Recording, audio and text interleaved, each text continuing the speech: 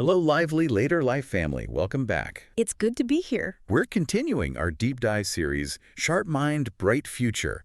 And this is all about giving you tips, strategies, really, to keep your brain sharp. And build that brighter future we're all aiming for. Exactly. It's wonderful to have you with us. Today we're diving into some really interesting research. Yes, and we want to unpack some practical insights, things you can, use right away. Absolutely. And to kick us off, I wanted to share a story. It's something I think might resonate with quite a few of you listening. Okay. I was chatting recently with Margaret. She's 82, an avid reader, lives right here on Vancouver Island, actually. Mm-hmm. And she was telling me how she used to just fly through books, remember all the details. But lately, she finds herself rereading paragraphs. Ah, yes. Yeah, and struggling to hold on to new information. Complex news feels overwhelming sometimes. And what really hit me was when she said, sometimes I feel like my brain's just slower, like wading through treacle was her phrase. Yeah. And she wondered, is this just part of getting older? That experience Margaret described, it's incredibly common, really. Our deep dive into the research shows that, nearly 70% of adults over 65 mention similar things. Concerns about cognitive speed, retaining information. It's a very real feeling. It really is. So if Margaret's story sounds familiar to you, if you've ever felt like maybe your thinking isn't quite as quick or as sharp as it used to be. Or maybe you just get overwhelmed sometimes by, all the information coming at you. Frustrated, even. Yeah. Then please know this. You're Yeah. absolutely not alone in feeling that way. And this is the really exciting part. The truth that our sources just keep highlighting. Okay. Your brain is this incredible, adaptable organ. It really is. It has immense potential for growth, for enhanced function. It doesn't matter what your age is. That's amazing. It is. The research shows our brains keep forming new connections, neural pathways well into later life. It's called neuroplasticity. Neuroplasticity. Right. And as we found looking through the latest findings, cognitive ability isn't just about remembering names. Important, yes, but it's more. Much more. It's about how we navigate the world, isn't it? With wisdom, clarity, confidence. Exactly. So today's deep dive is called Age Smarter, 5 daily strategies to maximize your cognitive abilities. And we're going to reveal 5, simple but really powerful strategies. These come from looking across lots of expert studies. And the idea is they can help you fully use your cognitive skills, navigate daily life with more clarity, more efficiency. These are just random tips. Think of it more like a roadmap. Yeah, a roadmap to enhance your quality of life, help you enjoy an even more confident, capable, and, lively later life. So, are you ready? Ready to unlock more of your brain's amazing potential? Let's explore. Okay. Our journey really starts with understanding cognitive abilities beyond just, memory. Memory often comes first to mind, doesn't it? It does, yeah. The word association thing. Right. And it's crucial, no doubt. But our cognitive abilities, they encompass so much more. Dr. Emily Clark's work, for instance, highlights how interconnected these abilities are. Okay, let's unpack that a bit more then. What are some of those other key mental muscles we're talking about? What falls under cognitive abilities? Well, first, there's problem solving. So your ability to see an issue, analyze it, figure out effective solutions. Right.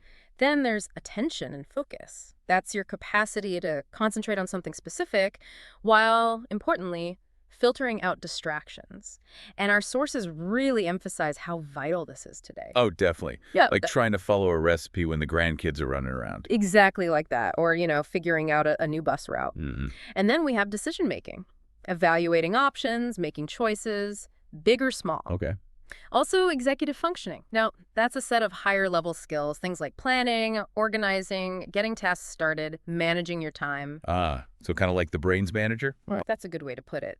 For many in later life, this is vital for, say, managing appointments or planning family get-togethers. Right. So it's about orchestrating our thoughts, really. And what about speed? How quickly we process things.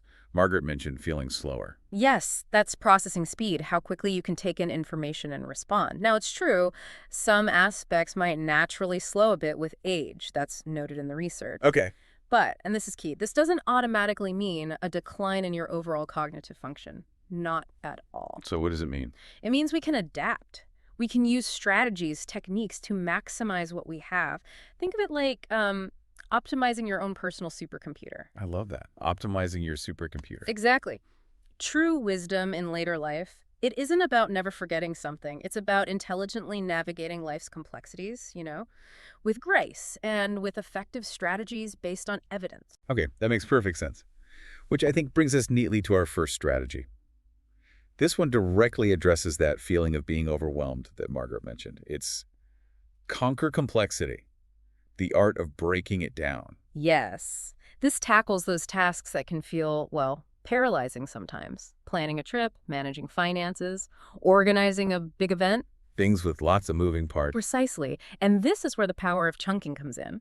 Research, like Dr. Sarah Menson's work, shows our working memory handles small pieces of information much better than big, undifferentiated lumps. Chunking. Okay. So instead of looking at the whole puzzle at once, you break it down.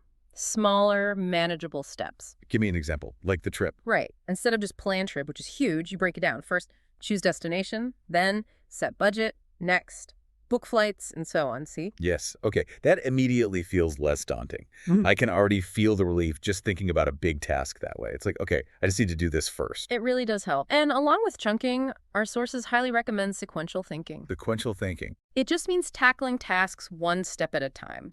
Focus completely on finishing step A before you even think about step B. Okay. Resist the urge to jump ahead. Exactly. It significantly reduces that cognitive load, stops you feeling overwhelmed, and for those of you who are visual thinkers, and our research found many are, Like me. then visual mapping can be incredibly helpful.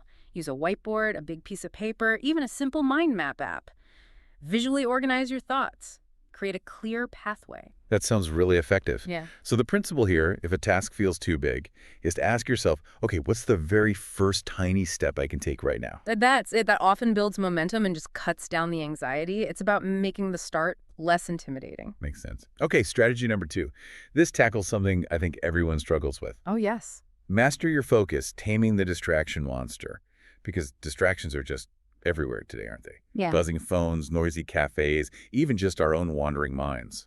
Absolutely. This strategy is all about sharpening your focus, your attention. It's heavily supported by studies looking into attention. Right. And this gets really interesting because, we all struggle with this, don't we? It doesn't matter how old you are. So what's the first step the research suggests? First, try to create a focus zone. Cognitive psychologists find our brains really do perform best when there's minimal external distraction. A focus zone, okay. Designate a specific time and maybe a specific place for tasks that need concentration. Minimize noise, turn off those phone notifications, keep only what you absolutely need right there. Clear the decks, basically. Pretty much. Then embrace this. Single tasking is your superpower. But we're always told multitasking is efficient. It feels like it, but studies consistently show multitasking is almost always less efficient for complex thinking tasks and more prone to errors. Okay, I believe you. Practice doing one thing at a time. Give it your full attention. That allows your brain to really engage, to encode information more effectively. So, no more trying to read the news, listen to this deep dive, and sort the mail all at once. Noted. It makes sense our brains aren't really built for that split focus. They really aren't. You might also find something called the Pomodoro technique helpful. Heard of that? Vaguely. Remind me. It's a time management method. You work on a task for a set period, maybe 25 minutes, completely focused. Then you take a short break, say 5 minutes. Okay. That structured approach helps maintain focus and stops you getting mentally tired. Even shorter bursts work, like 10 minutes focused, then a 2-minute break. Find what works for you. Interesting. A structured rhythm for focus. And finally, something simple but powerful. Mindfulness moments. Just short bursts. Maybe 60 seconds of just focusing on your breathing. Like a mini reset. Exactly. It can reset your attention, bring you back to the present moment, and improve your overall cognitive control. Small moments, big impact. In a world seemingly designed for distraction, reclaiming your focus like this, it really feels like a revolutionary act. It is. It's self-care. It's cognitive empowerment. Right. Choosing quality attention over just trying to cram in a quantity of tasks. Well said. Okay, strategy number 3. This is about wise choices enhancing your decision-making. Making decisions. Big life choices, small daily ones. It can feel daunting sometimes, can't it? Especially with so much information out there. Definitely. So this strategy, drawing from behavioral economics, cognitive psychology, it's about making wiser choices with more confidence. That's the goal. So what's the classic tool here? The one our sources confirm really works. I feel like I know this one. You're probably thinking of the pros and cons list. Yes, that's it. And it's a classic for a good reason, just visually listing the advantages and disadvantages. It often brings immediate clarity, helps you objectify your thoughts. Simple but effective. What else? Another powerful technique, especially for bigger decisions, is simply to sleep on it. Ah, the old advice. Does it actually work? It does. Research, for example, from labs studying sleep and cognition, shows that giving your brain time to process, especially overnight, really helps. A good night's sleep can offer a fresh perspective. Your subconscious does some work for you. That's a great tip for avoiding those impulsive decisions. Letting your brain work behind the scenes. It really is. And don't underestimate the power of consulting a trusted advisor. Talking it through. Yes, with a trusted friend, family member, maybe an expert. Just explaining your dilemma out loud often clarifies your own thinking. Plus, an outside perspective can highlight things you might have missed. That makes sense. Getting out of your own head. Right. And finally, try to limit your options. Too many choices can lead to what they call analysis paralysis. Analysis paralysis. I've been there. We all have, where the sheer number of options just stops you from making any decision. So if you feel overwhelmed, try to consciously narrow things down. Get it down to just 2 or 3 strong contenders before you make that final call. Okay, so boiling it down, smart decision making based on our deep dive. It isn't about always being perfectly right. Oh, not at all. It's about using a thoughtful process, one that minimizes regret and helps you make choices that align with your values. Precisely. Now, for our fourth strategy, this tackles a really modern challenge: information filtering, thriving in the data deluge. Oh boy, yes. The information overload, it's constant, isn't it? News alerts, social media, emails, ads. It's relentless. So this strategy is about effectively filtering, managing all that information to prevent cognitive fatigue, feeling mentally drained just from input. I feel this one deeply. My brain often feels like it's just drowning in information, Yeah. especially with how fast things change online. How do the sources suggest we, stay afloat? Well, a great starting point, widely recommended by information management experts, is to set information boundaries. Boundaries, like a digital curfew. Sort of. Decide when and where you consume news or check social media. Avoid that constant reactive checking. Maybe set specific times, morning and evening, perhaps for updates. Okay, be intentional about it. Yes. Then prioritize your sources. Choose a few reputable, balanced sources for your news and information. Constantly jumping between dozens of different, sometimes unverified sources. Research shows that's incredibly exhausting for your brain, and it can fuel anxiety. That's smart. Cut through the noise, ensures you're getting hopefully reliable insights. It helps. And try this mental filter.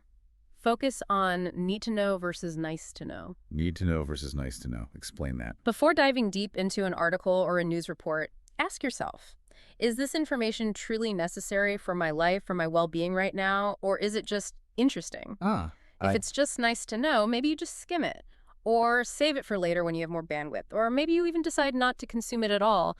It's about preserving your mental energy. Right, being selective. And lastly, here's an active technique. Summarize what you learn. After you read an article or watch a news segment, take a moment. Yeah. Mentally summarize the key takeaways. What does that help? That active processing helps your brain actually retain the important bits and discard the fluff, the noise. It's much better than just passively letting the information wash over you. Okay, so here's a key takeaway from our deep dive then. Think of your brain as having limited bandwidth. Good analogy. Consciously choosing what information gets in and how much, rather than just passively receiving everything, that helps preserve that bandwidth for what really matters to you. Exactly. And that leads us to our fifth and final strategy for today.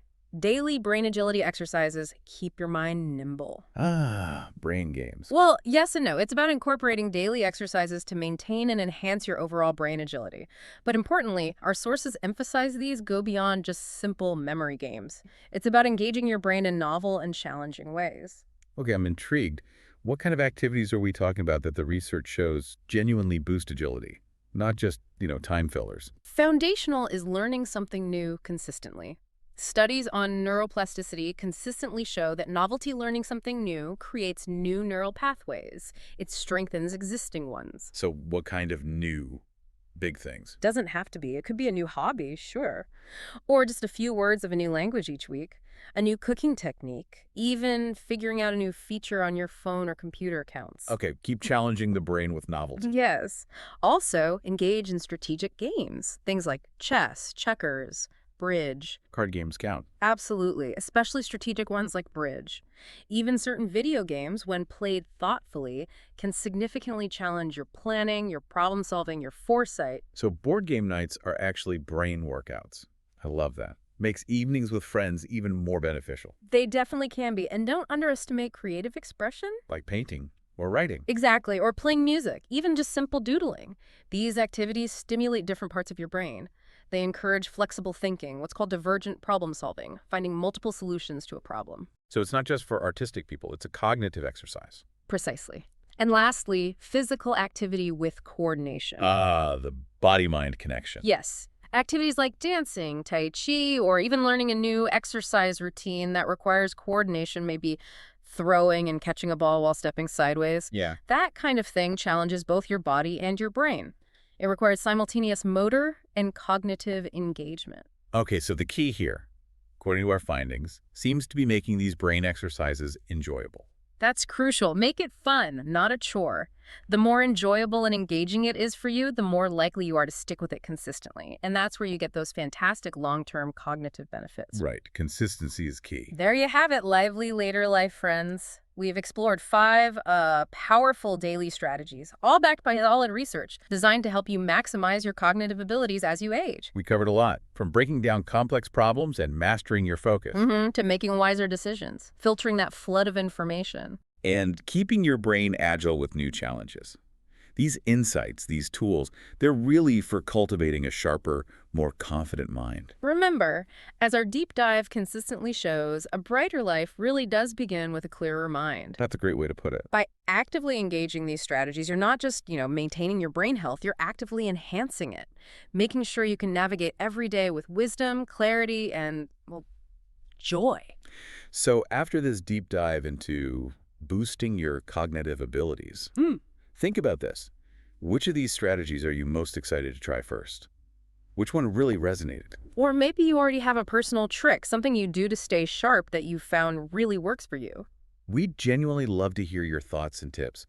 Please, if this deep dive helped you feel a bit more empowered about your cognitive health, maybe give us a thumbs up. And please, do subscribe to the Lively Later Life channel. Hit that notification bell, too. That way you won't miss out on more deep dives in our Sharp Mind, Bright Future series and all the other valuable content we're creating just for you. Until next time. Stay sharp, stay wise, and keep living your lively later life to the absolute fullest.